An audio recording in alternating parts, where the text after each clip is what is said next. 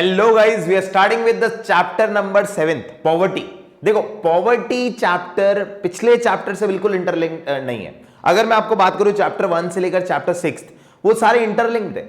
Chapter 1 1947 की कहानी बता रहा था, फिर 1950 से लेकर 1990 तक की कहानी चैप्टर 3, 4, 5 में थी, फिर चैप्टर 6 में 1991 के आगे की कहानी, मतलब इंटरलिंक चैप्टर है। चैप्टर 7 से लेकर चैप्टर 13, 7, 8, 9 जितने भी आगे के चैप्टर्स हैं वो सारे इंडिविजुअल चैप्टर्स है। पॉवर्टी ये हमारा चैप्टर नंबर 7 है। तो स्टार्ट करते हैं पॉवर्टी से। बहुत बेसिक और बहुत छोटा चैप्टर है, ठीक है। इसको आप लोग चाहो तो मैं जस्ट बोलूंगा इसको सिर्फ वीडियो देख के और कम नोट्स भी बनाए तो भी चलेगा इस चैप्टर के लिए। देखते हैं अभी अपन पॉवर्टी चैप्टर 7 अगर अपन स्टार्ट करें तो पॉवर्टी बेसिक डेफिनेशन है क्या? What is poverty?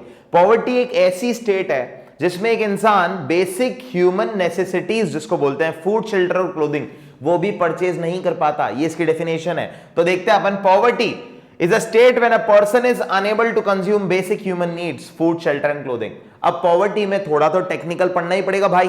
टेक्निकल में क्या बोलना चाह रहा हूं, अपनी इंडियन इकोनॉमिक्स में एक वर्ड है क्रॉनिक पुअर, एक वर्ड है ट्रांजिएंट पुअर और एक वर्ड है नॉन पुअर। नॉन पुअर पहले मैं आपको बता दूं, बहुत स्टूडेंट क्या करते हैं लिखते वक्त, पॉवर्टी चैप्टर का कोई भी आंसर लिख रहे होते हैं तो ऐसे लिखते हैं, some people are poor and other are rich. Rich क्यों लिख रहे हो? You don't have to use this word rich, you have to use some are poor and some are non poor। मतलब मैं आपको ये बताना चाह रहा हूं, ये rich word यूज करना, नॉन पुअर और पुअर दो चीज है। अब बात करते हैं पुअर की, तो पुअर में एक क्रॉनिक पुअर होता है, एक ट्रांजिएंट पुअर। ऐसा इंसान जो काफी सालों से गरीब है, लंबे समय से, उसको बोलोगे आप क्रॉनिक पुअर। ऐसा इंसान जो गरीबी में जाता है वापस गरीबी से निकलता है, ओकेजनल सीजनल पुअर, वो ट्रांजिएंट पुअर में आता है। तो मैं आपको बात करूं कर्निंग पुअर और ओकेजनल पुअर, ये वर्ड कहीं पे भी सुनो, मतलब वो कौन सा है? Transient poor. कर्निंग पुअर जो कि पॉवर्टी में जाता है आता है, जैसे कि फार्मर, आज आप देखो कोई गेहूं उगा रहा है तो वो सिर्फ खारिफ सीजन में बिजी है और खारिफ सीजन में अर्न कर रहा है, बाकी सीजन में he is idle, he is not earning. तो उस सीजन में अगर मान लो उसके पास पैसा नहीं है तो ही इज पुअर। तो वो कौन सा पुअर हुआ? कर्निंग पुअर, या फिर it is a part of transient poor. अच्छा सर, ये क्या है ओकेजनल पुअर? मान लो कोरोना के समय में, अभी कोविड के समय में किसी का पूरा बिजनेस ही बंद हो गया, तो आप क्या बोलोगे कि भाई अभी वो स्टेट ऑफ पॉवर्टी में। तो अल्टीमेटली उस टाइम पे वो ट्रांजिएंट पुअर में कौन सा पुअर कहलाएगा? ओकेजनल पुअर, कि ओकेजनली वो पुअर रहा है। तो ट्रांजिएंट पुअर मतलब a person who moves in and out of the poverty. And what is non poor? A person who is not considered as poor, मतलब जो बेसिक ह्यूमन नेसेसिटीज, जो food, shelter, clothing ले सकता है। ये हो गया पॉवर्टी का। अब सर आप जो पढ़ा रहे हो, ये पॉवर्टी का कंसेप्ट भारत देश में लेके कौन आया? तो ये पॉवर्टी का कंसेप्ट सबसे पहले भारत देश में लेके आए, who initiated concept of poverty? Bharat देश में लेके आया दादा भाई नौरोजी। अच्छा, क्या कंसेप्ट था सर? आज की डेट में तो क्या है? Poverty line. अच्छा सर, पॉवर्टी लाइन ये अगली स्लाइड में पढ़ाऊंगा। पॉवर्टी लाइन अभी अगर मैं दादा भाई नौरोजी की बात करूं, दादा भाई नौरोजी ने क्या बोला कि अगर एक इंसान दिन की अगर 2300 कैलोरी कंज्यूम कर रहा है तो वो गरीब नहीं है। सोचना, मतलब अगर मैं एज अ, मान लो आप, ये एक मील है मेरी, दैट इज ऑफ 2300 कैलोरीज मैं कंज्यूम कर रहा हूं, तो अकॉर्डिंग टू दादा भाई नौरोजी मैं गरीब नहीं हूं। ये गलत है और ये गलत निकला, प्रूफ भी गलत हुआ। क्यों? कैलोरी नॉर्म पे आप गरीबी कैसे मेजर कर सकते हो? मेरी इनकम है 1 लाख पर मैं खाना नहीं खा रहा हूं, या फिर मान लो ड्यू टू एनीथिंग मैं 2300 कैलोरी नहीं कंज्यूम कर रहा हूं, तो क्या मैं पुअर हुआ? नहीं। तो पुअर पर्सन कैलोरी नॉर्म पे हो ही नहीं सकता। पर दादा भाई नौरोजी ने जो सबसे पहले पॉवर्टी का कंसेप्ट लॉन्च किया, उस कंसेप्ट में था कैलोरी नॉर्म्स। कैलोरी नॉर्म्स में भी अब दो चीजें थी। रूरल पीपल के लिए बोला गया 2400 कैलोरी, अर्बन पीपल के लिए बोला गया 2100 कैलोरी पर डे। अगर ये मिनिमम कैलोरी वो कंज्यूम कर रहे हैं तो वो पुअर नहीं है, इससे कम है तो वो पुअर है।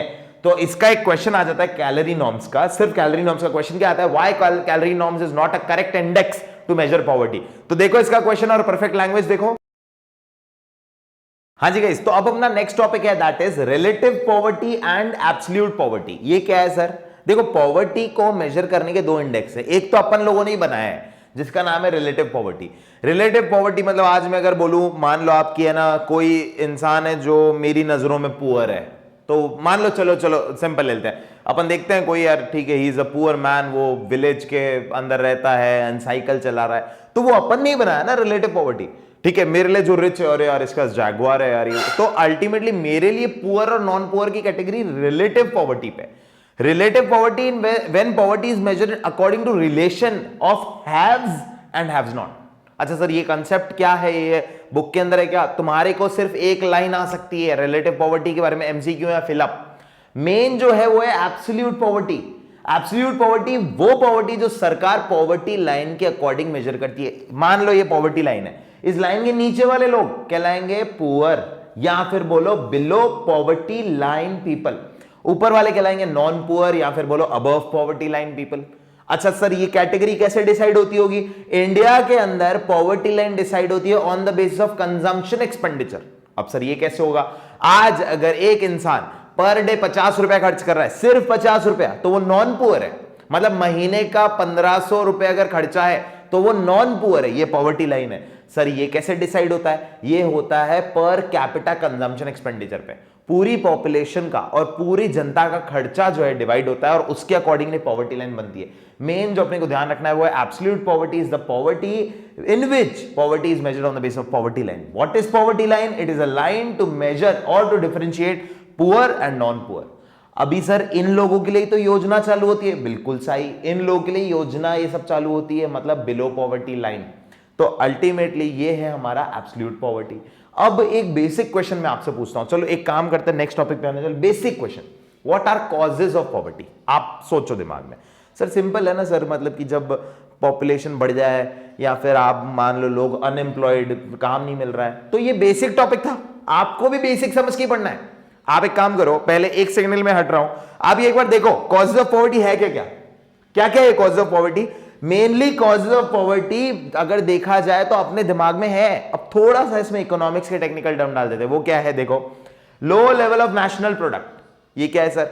जैसे ही भारत देश की नेशनल इनकम कम होगी, नेशनल इनकम कम होगी मतलब कि हर साल की जो कमाई है वो कम होगी, तो अल्टीमेटली भारत देश की पर कैपिटा इनकम कम होगी। मेन पॉइंट पे ध्यान देना। व्हाट इज सर पर capita income?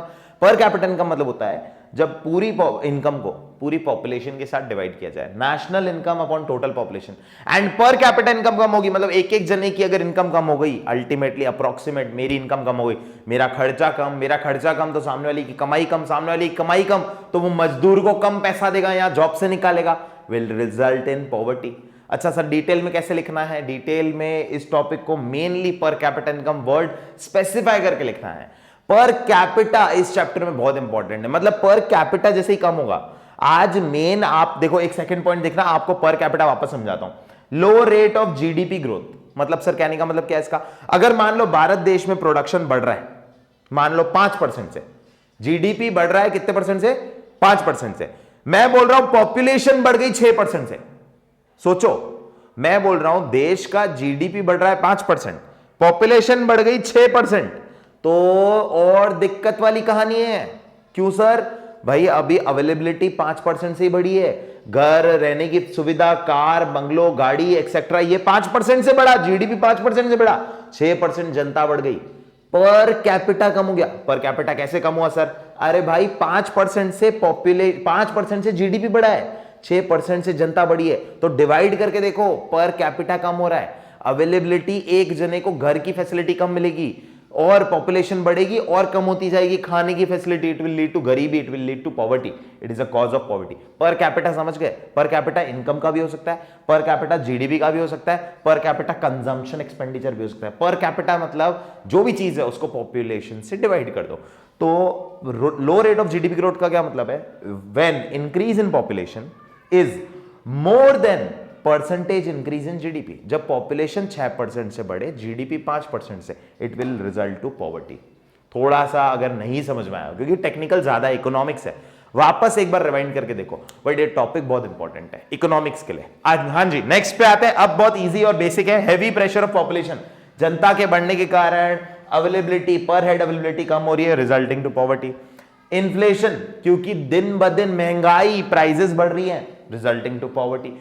Chronic unemployment, chronic word आ गया फिर से, अभी जस्ट इससे पहले वाली स्लाइड में पढ़ा है। क्रॉनिक मतलब लंबे समय तक, ऐसी चीज जो लंबे समय तक, तो एक इंसान जो लंबे समय तक अनएम्प्लॉयड है, it will result to poverty. अच्छा सर ये क्या है? Chronic under employment. Under employment समझ लो खाली। अंडर एम्प्लॉयमेंट क्या होता है? जैसे आज मैं आपको बताऊं कि मैं जॉब चाहता हूं 8 घंटे करना, पर मुझे मिल रही है 4 घंटे, तो ये अंडर एम्प्लॉयमेंट है। दूसरा एक और एग्जांपल देता हूं कि मैंने पढ़ाई करी इंजीनियरिंग की, बहुत कुछ पढ़ा वढ़ा, बट मैं भी जॉब कर रहा हूं एज अ 12,000 रुपए की या 8,000 रुपए की, मेरी वर्थ सैलरी है 25,000, जॉब कर रहा हूं 8,000 रुपए की।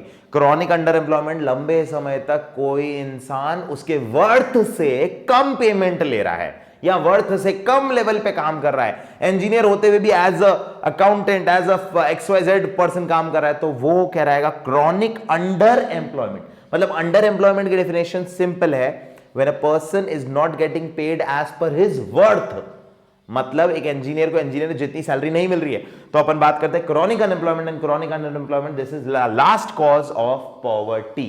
बहुत सारे पॉइंट लिख सकते हो, मेजर एक पॉइंट टेक्निकल जरूर लिख लेना, ठीक है। तो हमारा इस पे क्वेश्चन आ सकता है, बट लैंग्वेज आप अपने मन से इसकी बनाए तो बहुत बढ़िया है। सो गाइस, ये हमारा नेक्स्ट टॉपिक है, which is 3 approaches to combat poverty. ऐसी 3 रास्ते जिससे सरकार गरीबी मिटा सकती है और मिटा रही है। मतलब यही 3 रास्ते हैं जिससे सरकार गरीबी मिटा रही है। अपन लोग पहले एक काम करते हैं, आज दिन तक क्या क्या चीजें सरकार ने चालू करी ये भी अपने को पढ़नी है। मतलब अभी अपन ये नाम सुने, जन आवास योजना, नरेगा, नरेगा का फुल फॉर्म आपको पता होगा, national rural employment guarantee act. तो ये 3 रास्ते कौन कौन से हैं? पहला रास्ता है GDP growth. What is GDP growth? अगर सरकार जीडीपी बढ़ाने में फोकस करने लग जाए, तो अगर जीडीपी बढ़ता गया पॉपुलेशन की रेट से कम रेट पे, मतलब मैं कह रहा हूं if GDP increases at higher rate and population increases at lower rate, it will solve the solution, it will solve the situation of poverty. Second देखते हैं गवर्नमेंट के दूसरे एक्शंस के कारण। एक्शंस कौन से गवर्नमेंट के? अगर गवर्नमेंट लेजिस्लेटिव मेजर्स चालू करे, मतलब नए कानून बनाए, लॉ बनाए, जैसे कि सरकार ने एक लॉ बना रखा है मिनिमम वेज एक्ट, किसी भी मजदूर को 300 रुपए से कम नहीं देना है, तो ये मिनिमम वेज एक्ट एक कानून है जिसके अंतर्गत हर जने को मिनिमम वेजेस मिल रही है, तो उसके कारण वो गरीब सिचुएशन नहीं जाएगा। सेकंड एक्स देखते हैं फिस्कल मेजर्स। फिस्कल मैंने आपको क्या बोला था? फिस्कल वर्ड कभी भी आए मतलब टैक्स और सब्सिडीज। गरीबी मिटाने के लिए टैक्स और सब्सिडीज की बात करें तो कौन से? अगर टैक्सेस कम कर दिए जाएं और अगर सब्सिडीज बढ़ा दी जाए पुअरर के लिए, it will solve the situation of poverty. तो ये चीज को एक और वर्ड से जाना जाता है redistribution of income and wealth. वापस बोल रहा हूं, टैक्स अगर कम कर दिए जाएं और सब्सिडीज बढ़ा दी जाए गरीबों के लिए, फिस्कल मेजर्स, तो इसको बोलते हैं redistribution of income and wealth, and it will combat poverty, it will reduce poverty. Next देखो पॉपुलेशन कंट्रोल। यहां पे जो समझाया वही यहां पे लिखना है काफी हद तक। वो जीडीपी ग्रोथ था। अगर सरकार ऐसी, जैसे कि अब चाइना ने निकाला 1 चाइल्ड पॉलिसी नॉर्म, तो उससे उनकी पॉपुलेशन पे बहुत कंट्रोल आया, और पॉपुलेशन ग्रोथ अगर कम हो गई तो जीडीपी ऑटोमेटिकली बैलेंस सिचुएशन में आ जाएगा। मेरे कहने का मतलब ये है कि अगर देश का जीडीपी ज्यादा से बढ़ेगा, एक ही लाइन लास्ट बोलूंगा, जीडीपी रेट ज्यादा से बढ़ेगा पॉपुलेशन कम से, तो ये अपनी पॉवर्टी की सिचुएशन सॉल्व होनी है, पक्की बात है। तो अल्टीमेटली पॉवर्टी के लिए अपने पास अगर क्वेश्चन आ जाए, ये same question, what are the 3 approaches to solve poverty, या what are the 3 ways to solve poverty, तो ये 3 अपने को लिखने हैं। अब क्वेश्चन आ रहा है मेन, जो अब नेक्स्ट स्क्रीन पे आने वाला है, उसमें क्या है, आज दिन तक सरकार ने कौन कौन सी योजनाएं चालू करी हैं, गवर्नमेंट के measures to solve the poverty, इसको बोलते हैं पॉवर्टी एलिविएशन प्रोग्राम। तो ये एक बार आप स्क्रीन पे देखो, इसको मैं आपको यूं ही समझाता हूं। स्क्रीन पे देखो, इसमें आपको पहला दिख रहा होगा क्लियरली स्क्रीन पे, क्या दिख रहा है इसमें आपको? पहला आप देखो, स्वर्ण जयंती ग्राम स्वरोजगार योजना, है ना। तो अपने को इसको याद कैसे करना है एक बारी के लिए, मेरा पहले आप समझना वापस से। पहला है स्वर्ण जयंती ग्राम स्वरोजगार योजना, इसके अंदर आप वर्ड को तोड़ो, स्वर्ण जयंती ग्राम मतलब कि गांव का है, ये योजना गांव के लिए चालू करी गई है। स्वरोजगार, स्वरोजगार योजना, स्व मतलब सेल्फ, रोजगार मतलब एम्प्लॉयमेंट। तो this scheme was launched for self employment in rural areas. अच्छा सर, इसकी डेट याद रखनी है क्या? हाँ भाई, डेट थोड़ी बहुत याद करनी पड़ेगी, कुछ टॉपिक तो ऐसे हैं जो अपने को अच्छे से लर्न करने ही पड़ेंगे। अब आप देखो एक बार, देखो ऐसे ही स्वर्ण जयंती ग्राम स्वरोजगार योजना, ये जो मैंने टेबल बना रखी है, इस टेबल में आप अगर ध्यान से देखो तो आपको राइट बिल्कुल एंड में एम दिख रहा है, लिखना यही है। मतलब ये जो योजना है ये चालू हुई थी अप्रैल 1999 में, और इसका एम, मकसद क्या था? इसका मकसद था कि large number of small enterprises were established in rural areas, and आगे क्या लिखा है? It was restructured into national rural livelihood mission. इसका नया नाम रख दिया नेशनल रूरल लाइवलीहुड मिशन। इसी तरीके से मैं सारी योजना तो नहीं पढ़ रहा हूं, जो जो खास है, मतलब इसमें जो जो मेन है वो पढ़ रहा हूं। तो एक बार अपन आ जाते हैं इसके अंदर, प्रधानमंत्री ग्रामोदय योजना। देखो 3rd नंबर पे प्रधानमंत्री ग्रामोदय योजना कब चालू हुई है? 2001। पहले तोड़ो वर्ड को, ग्राम मतलब रूरल एरिया, उदय मतलब डेवलपमेंट। ग्राम उदय योजना वर्ड में ही आंसर है।